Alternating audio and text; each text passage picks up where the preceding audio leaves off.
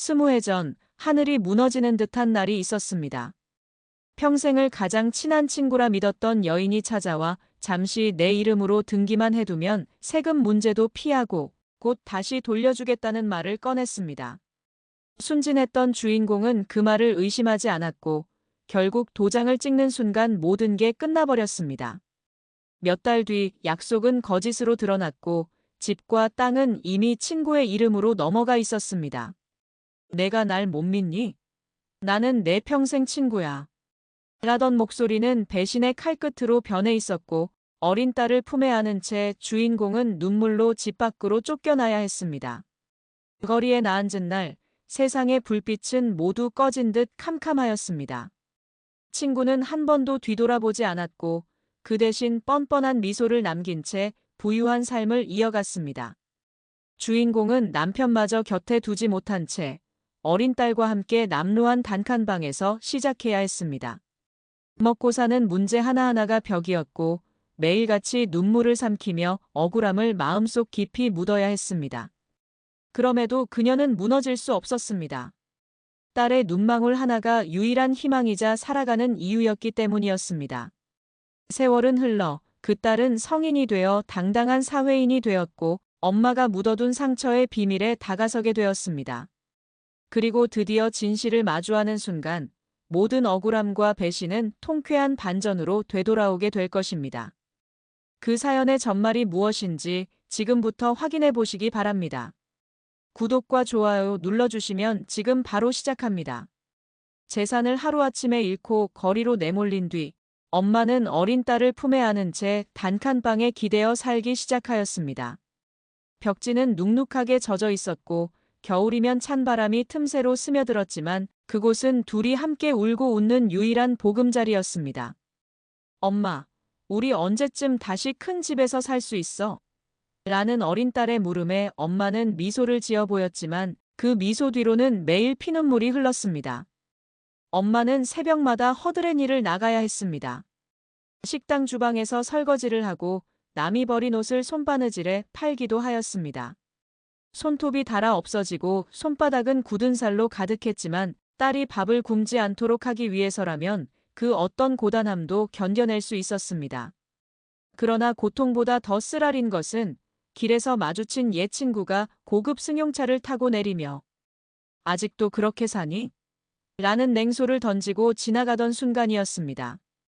그때마다 엄마는 가슴속 깊이 맺힌 억울함을 꾹꾹 눌러 담으며 아이 앞에서 눈물을 감추었습니다. 학교에 가는 딸의 도시락을 챙기며 엄마는 늘 같은 다짐을 속삭였습니다. 나는 무너질 수 없다. 아이가 자라 성인이 될 때까지 나는 버텨야 한다. 세상은 불공평했고 배신은 가장 가까운 사람에게서 왔지만 엄마는 하루하루를 견뎌내며 딸의 웃음을 지켜내고 있었습니다. 그렇게 20년의 세월이 흘렀습니다. 흰머리가 늘고 손등은 주름으로 가득했지만 엄마의 눈빛 속에는 여전히 불타는 의지가 남아 있었습니다. 그러나 그녀는 알지 못했습니다.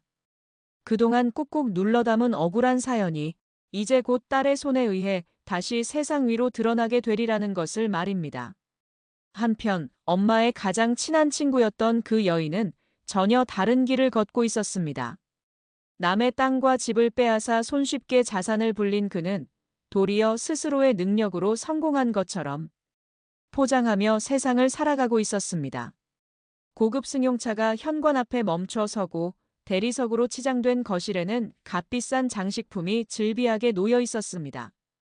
그러나 그 번듯한 자랑 뒤에는 지워지지 않는 흔적이 있었습니다.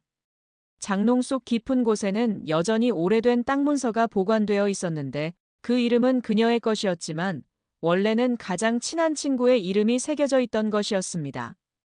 그 문서가 그녀의 양심을 매일같이 찌르고 있었지만 그녀는 오히려 더 큰 목소리로 자랑을 이어갔습니다. 인생은 기회를 잡는 자의 것이지 울고만 있는 자에게는 아무것도 돌아가지 않아. 동네 모임에서도 그는 주인공을 은근히 비웃곤 했습니다.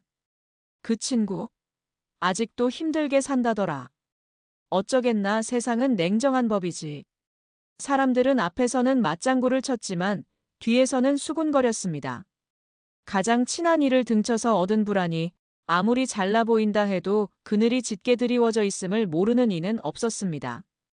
그의 아들 역시 풍족한 환경 속에서 자라 지금은 번듯한 직장에 다니고 있었습니다. 그러나 아들은 알지 못했습니다. 자신의 학비와 생활을 뒷받침해준 재산이 사실은 누군가의 눈물과 억울함 위에 세워진 것이라는 사실을 말입니다. 그렇게 친구는 세상 누구보다 당당한 얼굴로 살아가고 있었습니다. 그러나 역설적이게도 바로 그 아들을 통해 지난날의 배신이 세상에 드러나게 될 날이 다가오고 있었습니다. 세월은 흘러 엄마의 눈물과 희생 속에서 딸은 무럭무럭 자라났습니다. 고등학교와 대학을 오롯이 장학금과 아르바이트로 버티며 마침내 대기업에 입사하게 되었을 때 엄마는 처음으로 흐뭇한 미소를 지으며 눈시울을 적셨습니다. 엄마, 이제 내가 엄마 지켜줄게요.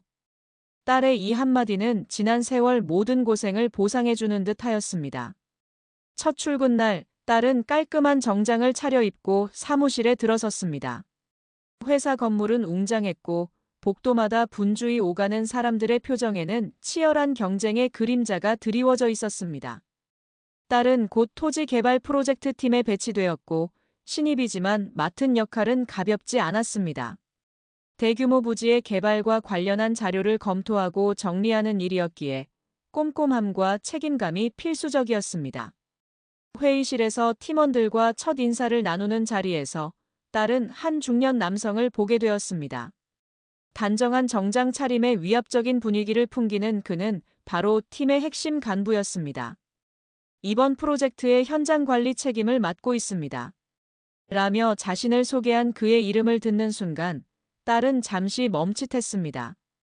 그 이름은 엄마가 가끔 혀를 깨물 듯 내뱉던 바로 그 친구의 아들과 이름이 같았기 때문이었습니다. 첫날이라 큰 의미를 두지 않으려 했지만 딸은 어딘가 불편한 마음을 감출 수 없었습니다. 그의 말투와 태도에는 지나친 자신감이 배어 있었고 자료를 다루는 손길마저 마치 모든 걸 자기 것이라 여기는 듯 당당했습니다. 딸은 묵묵히 맡은 일을 해내려 했지만 마음속 어딘가에서 알 수 없는 불길한 기운이 스며들고 있었습니다. 며칠 뒤 업무를 위해 서류를 함께 검토하던 자리에서 딸은 우연히 그가 관리하는 두꺼운 문서처를 접하게 되었습니다. 페이지를 넘기는 순간 낯익은 동네 이름이 눈에 들어왔습니다. 이건 내가 어릴 때 살던 동네인데. 순간 그녀의 눈빛이 흔들렸습니다. 딸은 곧바로 고개를 들어 간부의 얼굴을 바라보았지만 그는 아무렇지 않게 설명을 이어갔습니다. 이 지역은 오래전 소유권이 바뀌었지. 지금은 우리 회사 개발 대상 부지야. 그러나 그 말은 딸의 가슴 깊은 곳에서 묘한 울림을 남기고 있었습니다. 그때는 알지 못했습니다. 바로 그 순간이 엄마의 숨겨진 지난날과 정면으로 맞닿게 되는 운명의 시작이라는 사실을 말입니다. 며칠 뒤 딸은 프로젝트 관련 서류를 정리하던 중 중요한 임무를 맡게 되었습니다. 토지 개발을 진행하기 위해서는 과거 소유권 변동 내역을 철저히 검토해야 했고 신입사원인 그녀는 방대한 문서 속에서 필요한 자료를 정리하는 일을 도맡게 된 것입니다. 책상 위에 놓인 문서철은 수십 년 전으로 거슬러 올라가는 등기부 등본 사본들이었고 낡은 종이에는 오래된 도장과 필체가 선명히 남아 있었습니다. 처음에는 단순히 업무라고 생각하며 눈을 움직이던 딸은 어느 순간 낯익은 이름에 시선이 멈췄습니다. 우리 엄마랑 이름이 같은데. 그곳에는 분명 어린 시절 내내 들어왔던 엄마의 이름이 적혀 있었습니다. 잠시 심장이 멎는 듯한 충격이 밀려왔고 딸은 손끝으로 그 글자를 여러 번 더듬어 보았습니다. 왜 이 문서에 엄마 이름이 있지? 머릿속이 어지럽게 흔들렸습니다. 그 문서는 바로 자신이 어릴 적 기억하는 동네 땅의 소유권 이전 기록이었고 몇 장 뒤에는 같은 주소가 친구의 이름으로 바뀌어 기록되어 있었습니다. 마치 의도적으로 누군가 소유권을 갈아치운 듯한 흔적이 뚜렷했습니다. 딸은 더 이상 그냥 넘어갈 수 없었습니다. 간부에게 조심스레 물었습니다. 이 부지는 오래전에 소유주가 바뀌었네요. 혹시 이 과정에 무슨 사연이라도 있는 건가요? 그러나 그는 대수롭지 않게 웃으며 말했습니다. 글쎄, 세월이 지나면 땅도 주인도 바뀌는 법이지. 신입이 너무 깊이 파고들 필요는 없어. 그 말투 속에는 어딘가 불편한 기색이 스쳐 지나갔지만 딸은 더 캐묻지 않았습니다. 대신 엄마 이름이 적힌 문서 사본을 챙겨두었습니다. 퇴근 후 집으로 돌아오는 길 가방 속 문서가 무겁게 가슴을 짓누르고 있었습니다. 설마 엄마가 그동안 말하지 못한 사연이 있는 건 아닐까? 그날 밤 방 안에서 문서를 꺼내 다시 펼쳐본 딸은 흔들리는 눈빛으로 오랫동안 글자 하나하나를 따라 읽었습니다. 그리고 결심했습니다. 이제는 엄마에게 반드시 물어야 할 때가 온 것입니다. 늦은 밤 딸은 집으로 돌아오자마자 가방 속에서 사본을 꺼내어 엄마 앞에 내밀었습니다. 엄마, 이거 어떻게 된 거예요? 왜 이 땅 문서에 엄마 이름이 적혀 있는 거예요? 놀란 엄마는 종이를 받아들고 손끝이 떨렸습니다. 한참을 말없이 바라보던 그녀는 결국 무릎이 풀린 듯 의자에 털썩 주저앉았습니다. 너, 그거 어떻게 알게 된 거니? 엄마의 목소리는 낮고 흔들렸습니다. 20해 전, 내가 가장 믿었던 친구가 찾아와 부탁했단다. 세금 문제 때문에 잠시 자기 이름으로만 등기를 해두면 며칠 안에 돌려주겠다면서 나를 설득했지. 그때 나는 남편도 없고 생활이 버거운 데다 그 애를 평생 친구라 믿고 있었어. 딸은 믿기 힘들다는 듯 고개를 저었습니다. 그런데 왜 다시 돌려주지 않았어요? 엄마는 눈시울을 붉히며 말을 이었습니다. 나중에 돌려받으려 했을 때는 이미 가짜 계약서가 작성돼 있었어. 내가 돈을 빌리고 그 땅을 담보로 잡혔다는 문서였지. 도장은 내 것이었지만 내용은 조작된 거였어. 나는 아무것도 모르고 도장만 찍은 거야. 법정에서도 그 문서가 증거가 되어버렸고 결국 모든 걸 잃었단다. 엄마의 두 손이 떨리며 문서를 움켜쥐었습니다. 그날 어린 너를 안고 집에서 쫓겨날 때 나는 세상이 끝났다고 생각했어. 가장 친한 친구에게서 가장 깊은 배신을 당한 거니까. 그 뒤로는 울 시간이 없었어. 너 하나만 지키겠다고 이를 악물고 살아온 거지. 딸의 눈가에도 눈물이 번졌습니다. 엄마, 왜 지금까지 말씀 안 하셨어요? 혼자서만 그 짐을 짊어지고. 엄마는 고개를 숙이며 흐느꼈습니다. 너마저 상처 입을까봐 내 앞에서는 늘 아무렇지 않은 척하고 싶었어. 하지만 그 배신과 억울함은 내 가슴 속에서 단 하루도 사라진 적이 없단다. 방 안은 잠시 눈물로 가득 찼습니다. 그러나 딸의 눈빛은 점점 결연하게 빛나고 있었습니다. 엄마, 이제는 제가 나설게요. 엄마 혼자 눈물 흘리게 두지 않을 거예요. 그 사람의 잘못, 반드시 밝혀내겠습니다. 엄마는 놀란 듯 딸을 바라보다가 마침내 무너진 표정 위로 한 줄기 안도의 눈물을 흘렸습니다. 20해 동안 눌러온 억울함이 딸의 결심 속에서 드디어 풀려나기 시작한 순간이었습니다. 엄마의 고백을 들은 그날 밤, 딸은 좀처럼 잠들지 못했습니다. 머릿속에는 엄마의 떨리는 목소리와 가짜 계약서 때문에 모든 걸 잃었다는 말이 떠나지 않았습니다. 그 사람이 어떻게 엄마 같은 분을 속일 수 있지? 이대로 두면 절대 안 돼. 딸은 이를 악물며 다짐했습니다. 다음 날 회사에 출근한 딸은 평소보다 차분한 얼굴로 업무를 시작했지만 마음속은 분노로 들끓고 있었습니다. 프로젝트 자료를 다시 검토하면서 엄마의 이름이 찍힌 문서 외에도 비슷한 흔적이 없는지 살펴보았습니다. 그러다 우연히 회의실에서 배신자의 아들과 단둘이 남게 되었습니다. 신입, 이 부분은 오래된 자료라 이해하기 힘들 거야. 필요하면 내가 정리해 줄게. 그는 친절한 척하며 몇 장의 문서를 건넸습니다. 딸은 고개를 끄덕이며 받았지만 눈길은 이미 중요한 부분을 놓치지 않고 있었습니다. 문서에는 수십 년 전 작성된 계약 기록이 있었고 거기에는 엄마가 말했던 것과 동일한 시점의 등기 변동 내역이 선명히 남아 있었습니다. 딸은 조심스레 물었습니다. 이 계약은 왜 이렇게 서둘러 처리된 건가요? 정상적인 절차라면 더 시간이 걸렸을 텐데요. 순간 그의 표정에 미묘한 당혹이 스쳤습니다. 아, 그건 아마 당시 급하게 돈이 오갔기 때문일 거야. 깊게 알 필요는 없어.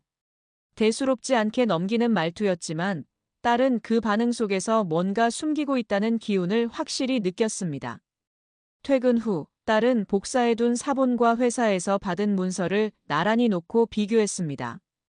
문서들 사이에는 이상할 정도로 동일한 패턴이 있었고 서류 작성자란에는 언제나 배신자의 이름 혹은 그의 가족과 연관된 인물들이 기재되어 있었습니다. 이건 단순한 우연이 아니야. 엄마가 말한 사기극이 실제로 있었던 거야. 딸은 휴대폰을 꺼내 변호사 지인에게 연락했습니다.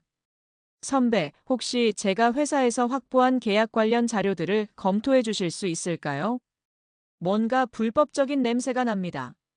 지인은 놀라며 대답했습니다. 이게 사실이라면 충분히 재심 청구가 가능할 수도 있어. 하지만 더 구체적인 증거가 필요해.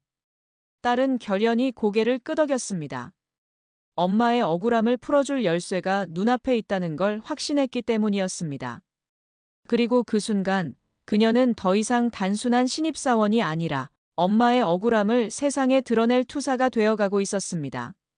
며칠 동안 딸은 퇴근 후마다 회사 자료를 몰래 정리하며 이상한 흔적을 찾았습니다. 그러던 중 오래된 계약서 사본 한 장에서 눈을 떼지 못했습니다. 계약 일자는 엄마가 말한 시점과 정확히 일치했지만 서류 끝에는 낯선 필체로 차용금 계약이라는 문구가 덧붙어 있었습니다. 엄마는 돈을 빌린 적이 없었다고 했는데 그렇다면 이 문서는 누군가의 손에 의해 조작된 것이 분명했습니다. 딸은 이 사본을 들고 변호사 지인을 찾아갔습니다. 선배, 이거 보세요. 서류 자체가 이상해요. 엄마는 절대 돈을 빌린 적이 없었다는데 문서엔 차용금 계약이라고 돼 있습니다. 게다가 필체도 중간부터 확연히 달라요. 변호사는 안경을 고쳤으며 유심히 들여다보더니 낮은 목소리로 중얼거렸습니다. 흥미롭군. 만약 이 문서가 위조된 것이 맞다면 민사 판결이 확정된 지 오래라 해도 재심을 청구할 수 있어. 민사소송법 제451조 판결의 근거가 된 증거가 위조된 사실이 밝혀지면 다시 다투는 게 가능하거든. 딸의 눈이 크게 흔들렸습니다. 그럼 엄마가 당한 일이 단순히 묻히는 게 아니라 다시 바로잡힐 수도 있다는 거예요? 변호사는 고개를 끄덕였습니다. 그렇지. 물론 쉽진 않아. 추가 증거 그리고 당시 상황을 증언할 사람도 필요해. 하지만 충분히 싸워볼 가치는 있다. 그날 밤 딸은 집으로 돌아와 엄마 앞에 앉았습니다. 엄마, 이제는 끝까지 싸울 수 있어요. 문서가 조작됐다는 증거가 나왔어요. 변호사도 가능성이 있다고 했어요. 엄마는 손으로 얼굴을 가리며 깊은 한숨을 내쉬었습니다. 얘야, 그 일은 너무 오래됐어.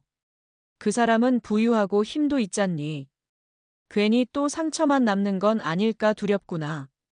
딸은 눈물을 머금은 채 엄마의 두 손을 붙잡았습니다. 엄마, 20년 동안 억울함을 혼자 짊어지셨잖아요. 이제는 제가 있어요. 더는 침묵하지 말아요. 엄마의 눈물, 이제 제가 세상에 대신 외칠 거예요. 엄마는 떨리는 눈빛으로 딸을 바라보다가 마침내 굳은 표정을 지었습니다. 그래, 얘야. 더는 도망치지 않겠다. 내가 앞장서 준다면 나도 힘을 보태겠다. 이제는 진실을 밝히고 내 억울함을 세상에 알릴 때가 된 것 같구나. 그 순간 20해 동안 눌러왔던 엄마의 고통이 딸의 용기 속에서 다시 살아났습니다. 그리고 그 결심은 배신의 세월을 뒤집을 반격의 시작이 되고 있었습니다. 며칠 뒤 딸은 변호사와 상의 끝에 친구에게 정식으로 면담 자리를 요청했습니다. 처음에는 피하려 하던 친구도 내가 떳떳하지 못할 게 뭐가 있나라며 오만한 웃음을 지으며 자리에 나섰습니다. 호텔 로비의 회의실, 테이블 맞은편에 마주 앉은 순간 20년의 세월이 단숨에 거슬러 올라가는 듯 했습니다. 엄마는 긴장으로 손을 떨고 있었고 딸은 굳은 표정으로 두꺼운 파일을 꺼내 테이블 위에 올려놓았습니다. 여기 있는 서류 다 아시죠? 딸의 목소리는 단호했습니다. 친구는 시선을 내리깔며 무심한 척 문서를 넘겼습니다. 옛날 얘기를 왜 이제 와서 들추는 거니? 내 어머니가 스스로 도장 찍은 거야. 난 그저 합법적인 절차를 따랐을 뿐이지. 그러나 딸은 곧바로 준비해둔 사본을 내밀었습니다. 그렇다면 이 부분은 뭡니까? 동일한 계약서인데 중간부터 필체가 바뀌어 있어요. 게다가 문서 작성 일자와 등기 이전 일이 터무니없이 겹쳐 있죠. 선배님이 말씀하신 합법이라는 말은 결국 위조 위에 세워진 거 아닙니까? 변호사 역시 조용히 입을 열었습니다. 만약 이게 위조된 문서라는 사실이 입증되면 과거의 판결은 무효가 될 수 있습니다. 법정에 제출할 준비가 되어 있습니다. 순간 친구의 얼굴에 억지 웃음이 번졌습니다. 말도 안 되는 소리. 이제 와서 그런 걸로 날 위협한다고 생각하니? 벌써 20년이 지난 일이야. 세월은 돌아가지 않아. 그러나 목소리 끝이 흔들리며 자신감이 빠져나가고 있었습니다. 딸은 흔들림 없이 엄마의 손을 잡으며 목소리를 높였습니다. 세월은 돌아가지 않지만 진실은 반드시 드러납니다. 엄마를 울린 그날의 배신, 이제는 끝내야 합니다. 옆자리에 있던 친구의 아들은 서류를 바라보다가 놀란 눈빛으로 친구를 향했습니다. 어머니, 이게 사실이에요? 설마 정말로 위조한 겁니까? 순간 회의실 안은 무거운 정적에 잠겼고 친구의 손끝이 서류 위에서 미세하게 떨리고 있었습니다. 오만하게만 보이던 그녀의 얼굴에서 처음으로 당황과 두려움이 스며나왔습니다. 그리고 그 표정은 곧 다가올 붕괴의 시작을 예고하고 있었습니다. 몇 달 뒤 재판정안은 숨죽인 긴장으로 가득 차 있었습니다. 엄마와 딸은 변호사와 함께 방청석에 앉아 있었고 맞은편에는 초췌한 얼굴의 친구가 앉아 있었습니다. 한때 세상을 호령하던 오만함은 자취를 감추고 대신 절망과 불안이 그녀의 얼굴을 뒤덮고 있었습니다. 재판장은 증거 서류를 천천히 들여다보며 단호한 목소리로 말했습니다. 이 계약서는 명백히 위조된 정황이 확인됩니다. 당시 소유권 이전은 불법적이었으며 그 결과로 원고가 부당한 피해를 입은 사실이 인정됩니다. 엄마는 손을 움켜쥐며 눈을 질끈 감았습니다. 20회 넘게 가슴속에 묻었던 억울함이 마침내 세상에서 인정받는 순간이었기 때문입니다. 딸은 엄마의 손을 꼭 잡으며 속삭였습니다. 엄마, 이제 끝났어요. 우리가 해냈어요. 재판장의 판결문이 낭독되었습니다. 원고에게 해당 부동산의 권리를 반환할 것을 명한다. 또한 피고는 원고에게 손해배상금을 지급하라. 순간 방청석은 술렁였고 친구의 얼굴은 완전히 무너져 내렸습니다. 그녀는 고개를 떨군 채 한마디 반박도 하지 못했습니다. 그 뻔뻔했던 입술은 굳게 닫혔고 사회적 지위와 재산은 한순간에 무너져 내리고 있었습니다. 엄마는 흐느끼며 딸을 끌어안았습니다. 얘야, 내가 없었다면 나는 평생 억울하게 묻혔을 거다. 이제야 숨을 쉴 수 있구나. 딸은 눈물을 글썽이며 말했습니다. 아니에요, 엄마. 엄마가 꿋꿋이 버텨주셨으니까 제가 여기까지 올 수 있었어요. 이제는 우리 인생의 새로운 시작이에요. 재판정을 나서는 두 사람의 발걸음은 무겁지 않았습니다. 20회 동안 이어진 고통과 눈물이 오늘에서야 비로소 정의와 함께 씻겨 내려가고 있었기 때문입니다. 그리고 그들의 뒷모습은 한 장의 그림처럼 빛나고 있었습니다.